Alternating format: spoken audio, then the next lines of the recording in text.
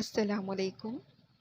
میری ویڈیوز کی اپڈیٹس کے لیے میرے چینل اردو لابی کو سبسکرائب کریں اور بیل آئیکن کے بٹن کو پریس کر دیں۔ یہ 2015 کی ایک سرد رات تھی۔ میں اور میری وائف آمنہ سو رہے تھے کہ رات کو 1 بجے کے قریب فون کی گھنٹی بجی۔ یہ بلال کی کال تھی۔ ہیلو عامر، مجھے بچا لو، یہ مجھے مار ڈالے گی۔ میں بہت حیران ہوا کہ اس کو ہوا کیا۔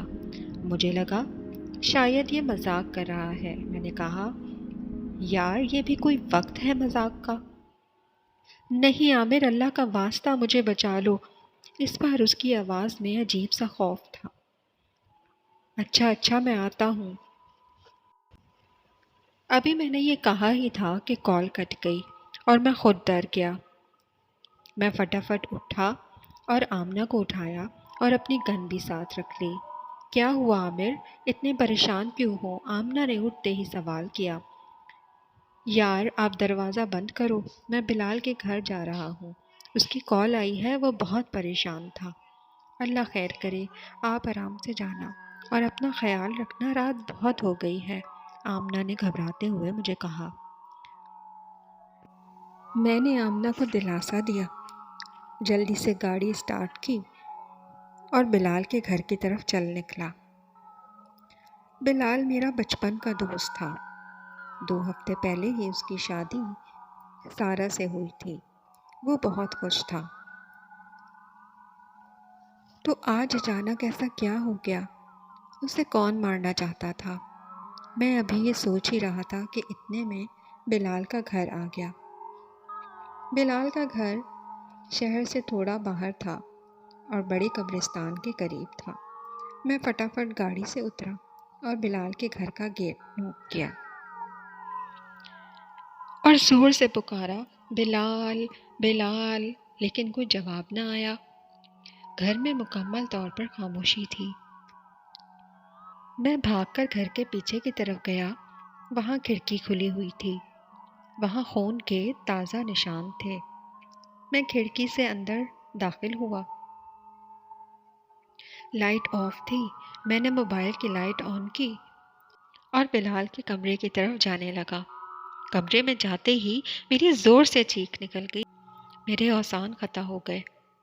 بیڈ کے پاس زمین پر بلال خون سے لت پت پڑا تھا۔ میں نے چیک کیا تو وہ مر چکا تھا اور سارہ بھابی کا نام و نشان بھی نہیں تھا۔ کمرے سے کھڑکی تک خون کے دھبوں کے بڑے بڑے نشان تھے جو ننگے پیروں کے تھے۔ میں نے فوراً اپنے دوست مسعود کو کال کی جو پولیس میں تھا اور اسے ساری صورتحال سے آگاہ کیا۔ اس نے مجھے حوصلہ رکھنے اور جتنی جلد ہو سکا میرے پاس آنے کا دلاسا دیا۔ میں نے سوچا کہ پیروں کے نشانات کا پیچھا کیا جائے۔ میں موبائل ٹارچ کی روشنی میں نشانات کا پیچھا کرنے لگا۔ نشانات پچھلی گلی سے ہوتے ہوئے قبرستان کی طرف جا رہے تھے۔ رات کے اندھیروں نے قبرستان کو بہت وحشتناک بنا دیا تھا۔ میں ابھی قبرستان کے گیٹ کے قریب پہنچا ہی تھا کہ مسعود کی کال آ گئی۔ ہیلو عامر، کہاں ہو؟ میں بلال کے گھر پر ہوں یار، میں گھر کی پچھلی طرف قبرستان کے پاس ہوں، میں نے اسے جواب دیا۔ اوکے میں وہیں آتا ہوں، مسعود نے کہا اور کال کاٹ دی۔ چند لمحوں میں مسعود میرے پاس آ گیا۔ یار عامر، بہت افسوس ہوا، مگر تم یہاں کیا کر رہے ہو؟ میں ان نشانات کے پیچھے آیا ہوں۔ تھینک یو یار فوراً میرے پاس آنے کے لیے۔ It's my pleasure. بلال کا کوئی دشمن تھا کیا؟ اور بھابی کہاں ہیں، کچھ پتہ چلا؟ مسعود نے پوچھا۔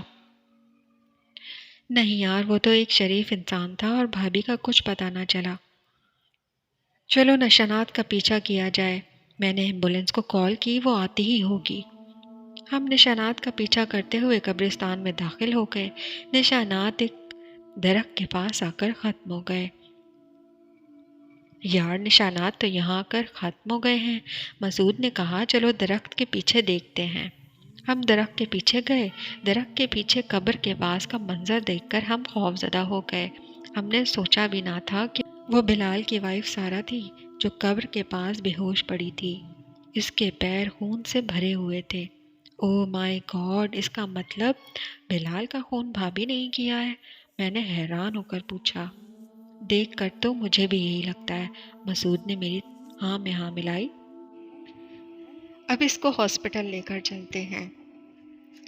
مسعود نے ایمبولینس منگوائی اور میں گھر آ گیا، اور گھر آ کر ساری قصہ میں نے اپنی وائف آمنہ کو بتایا۔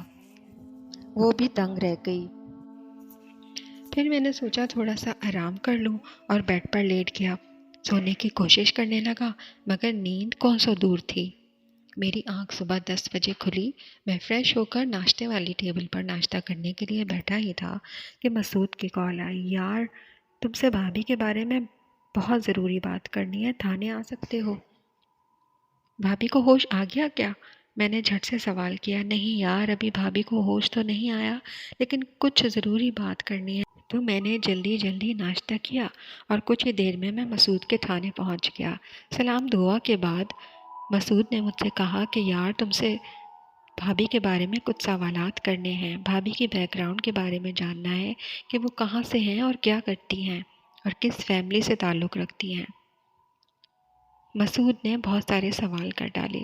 مجھے تو صرف اتنا ہی پتا ہے کہ بھابھی کے آگے پیچھے کوئی بھی نہیں ہے اور ان کی فیملی میں صرف ان کا چچا ہے اور ان کے ماں باپ کسی ایکسیڈنٹ میں گزر گئے ہیں۔ میں نے مسعود کو بتایا۔ یار، سارا معاملہ دیکھ کر شک بھابھی پر ہی جاتا ہے اور میں اس معاملے کی بہت اچھے سے چھان بین کر رہا ہوں۔ اگر کہیں سے بھی کوئی سراغ ملا تو میں تمہیں ضرور بتاؤں گا، مسعود نے مجھے جواب دیا۔ میں نے مسعود کو خداحافظ کہا اور اپنے آفس کے لیے چل پڑا۔ مجھ میں غم اور پریشانی کے ملے جلے اثرات تھے۔ مجھے بار بار بلال کا اور بھابھی کا ہی خیال آ رہا تھا کہ یہ سب کیوں اور کیسے ہو گیا۔ رات کو 11 بجے کے بعد فون کی گھنٹی بجی۔ انسپکٹر مسعود کا فون تھا۔ اس نے مجھے فوراً اپنے پاس پہنچنے کو کہا اور بتایا کہ بلال اور بھابھی کے کیس میں بہت اہم پیش رفت ہوئی ہے۔ میں بھی فوراً اٹھا، مسعود کے گھر کی طرف چل پڑا جو کہ پہلے سے ہی میرے انتظار میں کھڑا تھا۔ سلام دعا کے بعد اس نے مجھے بتایا کہ ہمارے جانے کے کچھ دیر کے بعد گاؤں کے تھانے سے کال آئی۔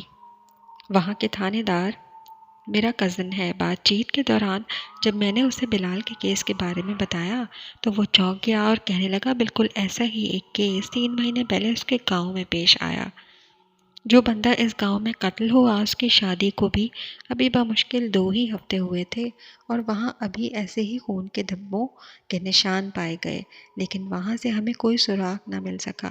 میں یہ سن کر فوراً اس کے پاس گیا اور اپنے کزن کے ساتھ مل کر آج سارا دن انویسٹیگیشن میں ہمیں یہ پتہ چلا کہ پچھلے 3 سال میں ایسے 10 واقعات ہو چکے ہیں جس میں شادی کے بعد 2 ہفتے کے بعد خاوند کی لاش ملتی ہے اور وہاں پر ایسے ہی خون کے دھبوں کے نشانات پائے جاتے ہیں۔ یہ سن کر میں چونک سا گیا، مجھ پر ایک وحشت سی طاری ہو گئی۔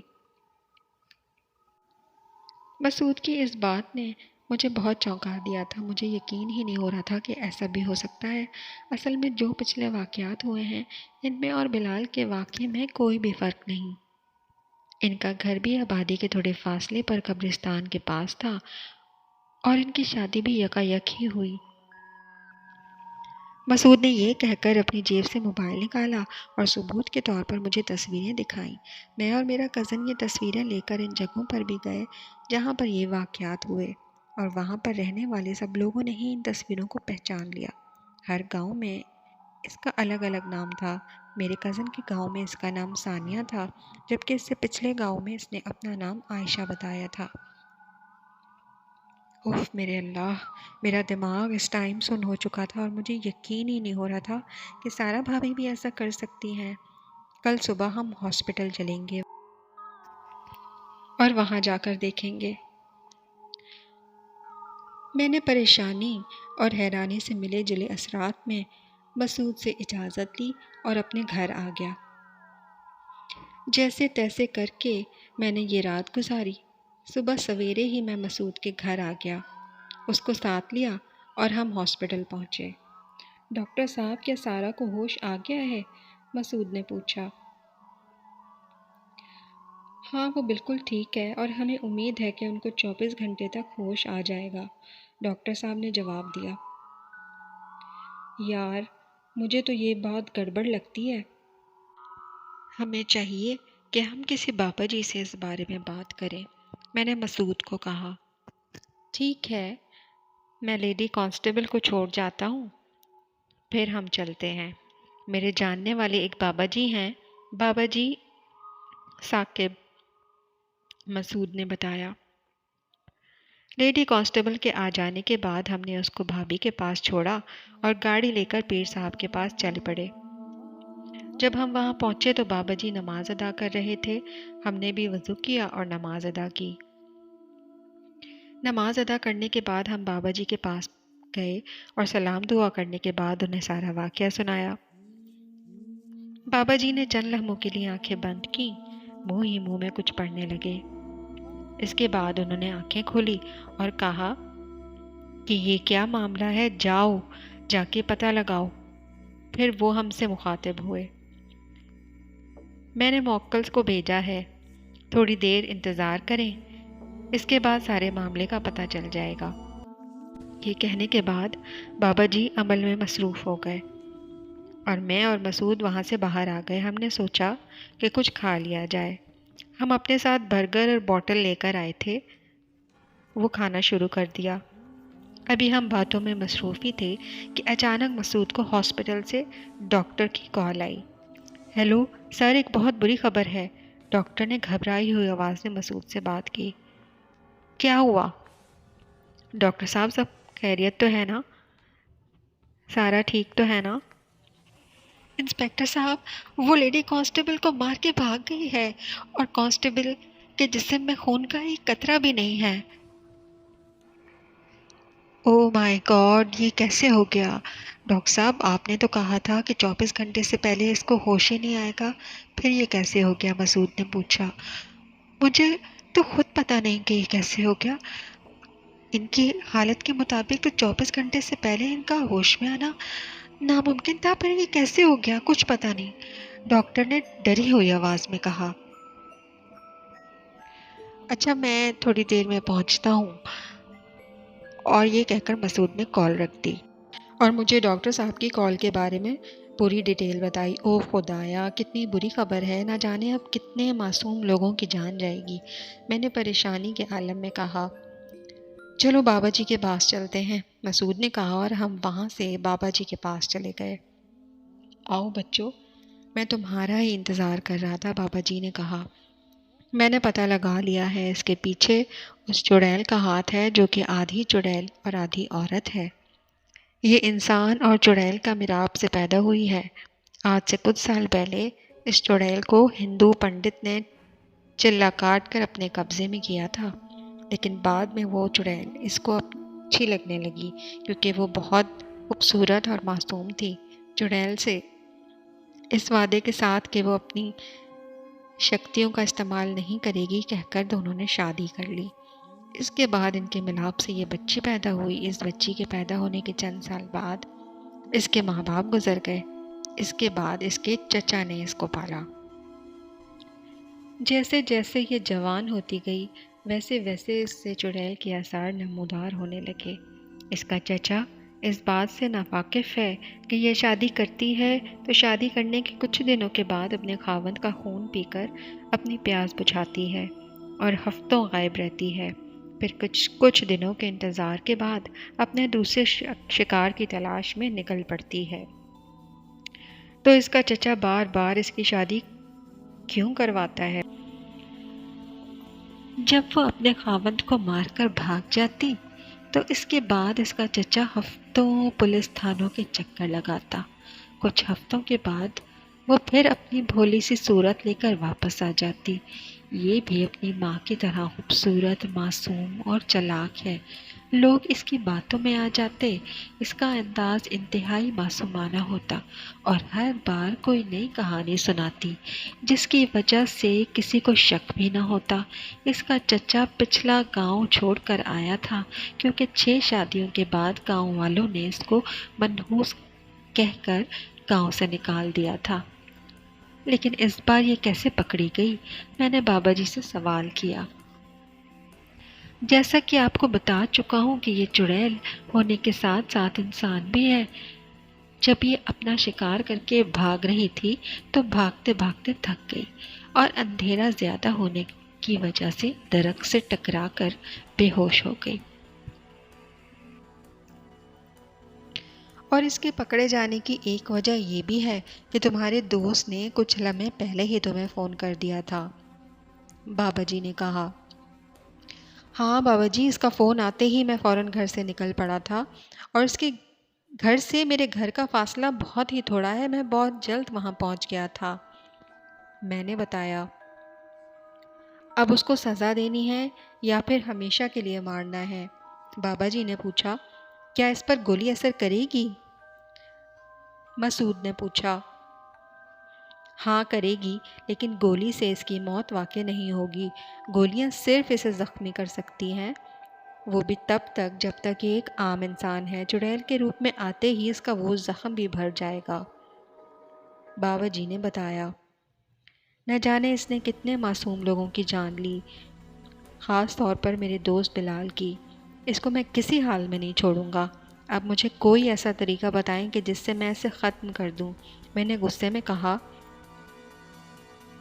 ٹھیک ہے، تو میں تمہیں طریقہ بتاتا ہوں۔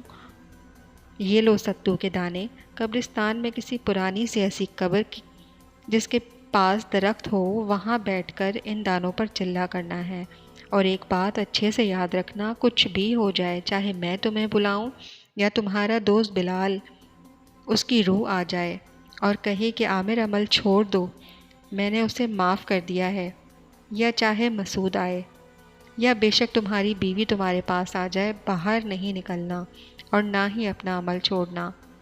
دن میں سارا دن کسی سے بات نہیں کرنا، اور عشاء کا ٹائم ہوتے ہی تم نے اپنا عمل شروع کر دینا ہے۔ جب تک فجر کی اذان تمہارے کانوں میں نہ پڑے تم نے عمل نہیں چھوڑنا۔ بہتر یہی ہوگا کہ تم اپنے کام سے چھٹی لے لو۔ یہ کہنے کے بعد بابا جی نے مجھے وہ عمل بتایا جو چلے پہ پڑھنا ہے۔ بابا جی سے دعا لے کر میں وہاں سے رخصت ہو گیا۔ اب میرا ارادہ جلد از جلد اس چڑیل کو اپنے انجام پر پہنچانا تھا۔ یار عامر، تم یہ عمل ٹھیک سے کر لو گے نا؟ مسعود نے راستے میں مجھ سے پوچھا۔ انشاءاللہ ضرور کروں گا۔ مجھے ان سب معصوموں اور خصوصاً بالخصوص اپنے دوست کی موت کا بدلہ لینا ہے، چاہے جو بھی ہو جائے، میں اسے اپنے انجام پر پہنچا کر رہوں گا، میں نے اسے جواب دیا۔ گھر پہنچنے کے بعد میں نے آمنہ کو ساری بات بتائی اور اسے دلاسا دیا کہ تم پریشان مت ہونا، میں اپنی دوست کی موت کا بدلہ لے کر ہی چین سے بیٹھوں گا۔ یہ رات بھی بے چینی میں گزری۔ صبح اٹھ کر میں نے سب سے پہلے دفتر سے جا کر 8 چھٹیاں لی، کیونکہ 7 دن کا چلہ تھا اور اس کے بعد مجھے ایک دن آرام کے لیے بھی چاہیے تھا۔ اس کے بعد میں نے اپنا ضروری سامان لیا، مسعود سے ملا، اور پھر بابا جی سے اجازت لینے کے بعد میں گھر گیا اور رات ہونے کا انتظار کرنے لگا۔ رات کو عشاء کی نماز پڑھنے کے بعد میں قبرستان پہنچا، جو کہ بلال کے گھر کے پاس تھا، کیونکہ وہی سب سے بڑا اور پرانا قبرستان تھا۔ سب تھوڑی سی محنت کے بعد مجھے وہ پرانی قبر مل گئی، جو کہ ایک درخت کے پاس تھی۔ 3 مرتبہ آیت الکرسی پڑھ کر حصار کھینچا اور بیٹھ کر اپنا عمل کرنے لگا۔ بغیر کسی فکر اور پریشانی کے یہ رات سکون سے گزر گئی۔ اس کے بعد اپنا عمل جاری رکھا۔ 4 دنوں تک مجھے کسی بھی قسم کی کوئی پریشانی نہیں ہوئی۔ میں اپنا عمل کرتا اور گھر آ جاتا، صبح کو اپنی نیند پوری کرتا، جبکہ رات میں عمل کرتا کرتا یہ عمل کی 4تھی رات تھی۔ میں نے روزمرہ کی طرح حصار کھینچ کر عمل شروع کر دیا۔ تھوڑی دیر بعد اچانک بہت سارے بادل ایک دم آ گئے اور بادل زور زور سے گرجے، شدید بارش ہونے لگی، اور یہ دیکھ کر میری آنکھیں پھٹی کی پھٹی رہ گئیں کہ یہ عام بارش نہیں بلکہ خون کی بارش تھی، یہ جو کہ میرے حصار سے باہر ہو رہی تھی۔ حصار کے اندر ایک قطرہ بھی نہیں گرا تھا۔ میں کافی ڈر سا گیا۔ اللہ اللہ کر کے وہ رات گزری۔ میں گھر آ گیا۔ 5ویں رات بھی بغیر کسی پریشانی کے گزر گئی۔ آج عمل کی 6ٹھی رات تھی۔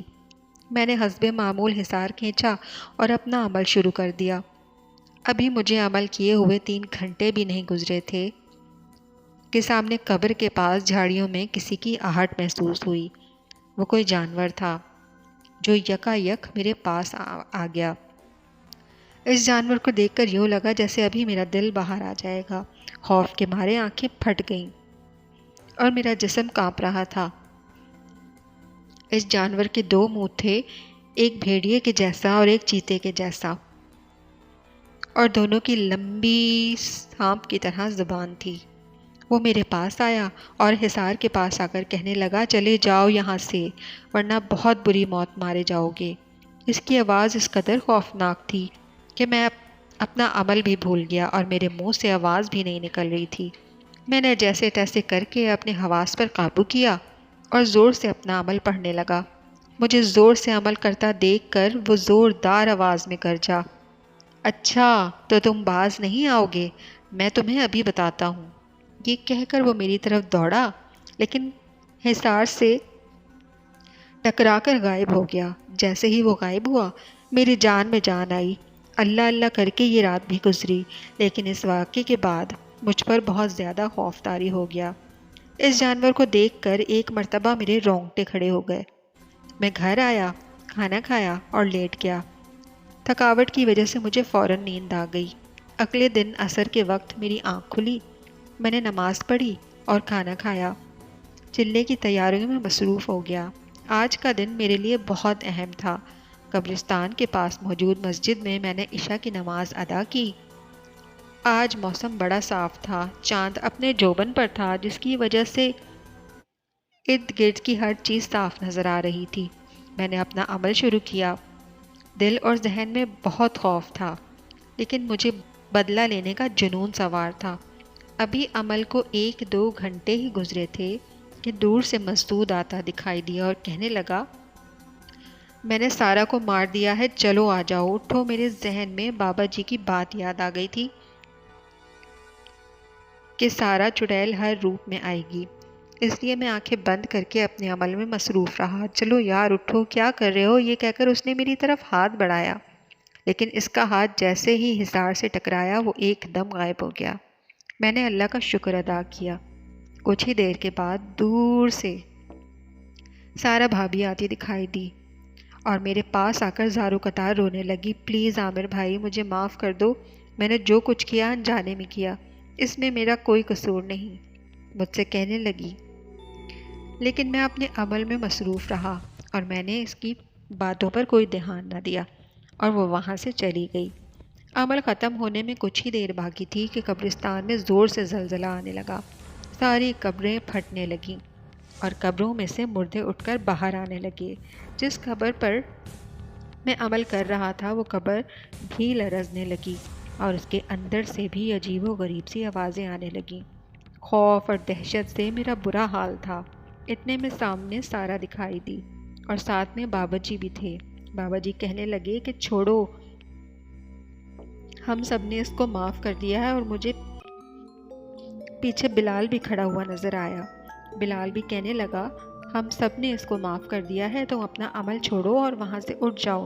میں وہاں سے اٹھنے ہی لگا تھا کہ اچانک میرے کانوں میں بابا جی کی آواز آئی، عامر یہ سب نظروں کا دھوکہ ہے، تم اپنے عمل پر توجہ دو۔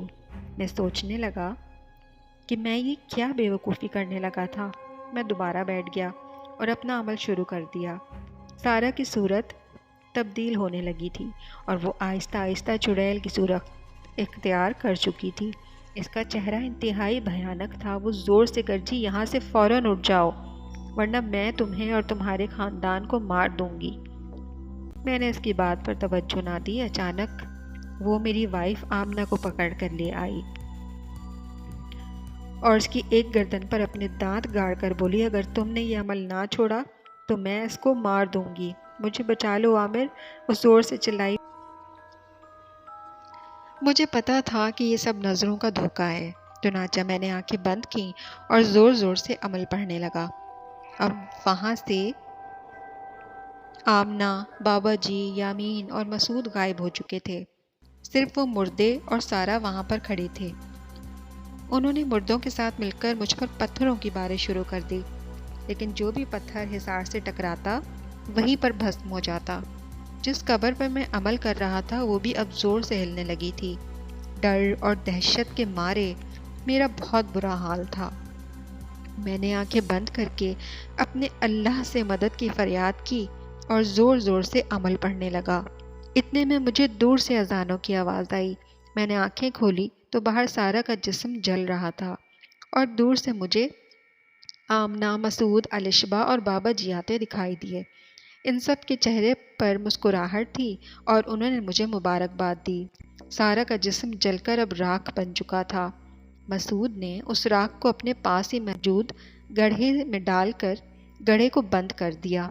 آج میں بہت خوش تھا کیونکہ میں نے بہت سے معصوم لوگوں اور اپنے دوست بلال کا بدلہ لے لیا تھا۔